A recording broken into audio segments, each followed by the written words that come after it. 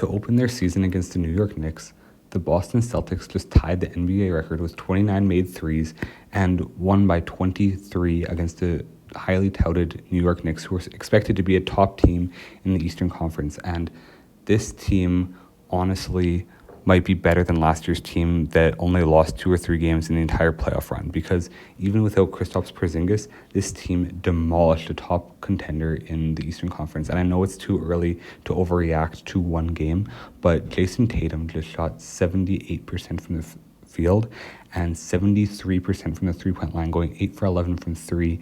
And he had 37 points, 10 assists, and 4 rebounds, and looked better than I've seen him look in the past 2 seasons in one game. And even Al Horford, who's filling in the starting lineup for Kristaps Porzingis, had 11 points and 5 assists, but hit 3 out of his 5 three-point attempts, shooting 60% from the three-point line. And he'll always be a solid to above average defender, and he'll slide in nicely until Kristaps can come back. And this whole starting 5 looks absolutely deadly right now.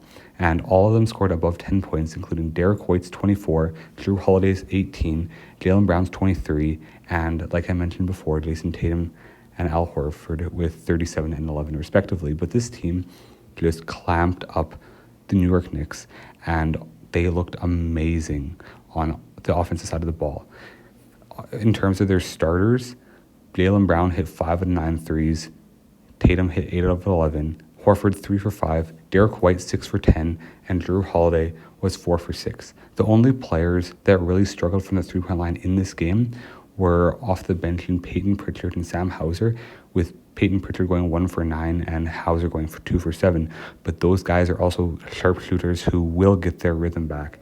And going forward in this Boston Celtics team and in their locker room, they have a lot to look forward to, because as dominant as they were last year, they look almost better this year.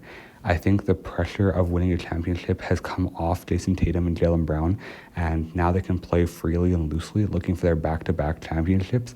And if I was a betting man, I would definitely look at the Boston Celtics as repeat championship favorites, because they looked dominant this year, and I do believe that they actually will be a better team this year than they were last year, because they seem a lot more tight-knit as a unit, and then now they know how to finish in the playoffs and in the regular season, and they have that certain level of confidence to them as the reigning NBA champions. And we'll see how it goes throughout the rest of the season, but Jason Tatum, if he can continue to play the way he did in night 1 of the NBA season, he'll be a scary player to play against, because if he can shoot even around 45% from the three-point line, which is an incredibly high clip, but 40 to 45% from the three-point line, he'll be almost impossible to guard.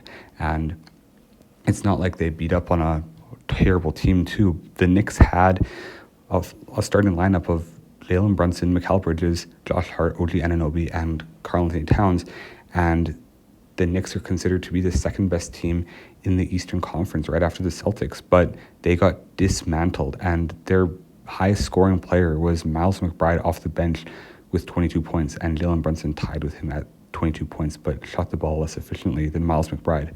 And if the Celtics can limit starting level centers such as a Karl-Anthony Towns to only 9 shot attempts the entire game and 12 points, they will be a very good defensive team. And this team is so complete offensively, defensively, and in every aspect of the game. Let me know if you think that they will repeat as champions down in the comment section below. God bless you all. I hope you have an amazing day. God bless.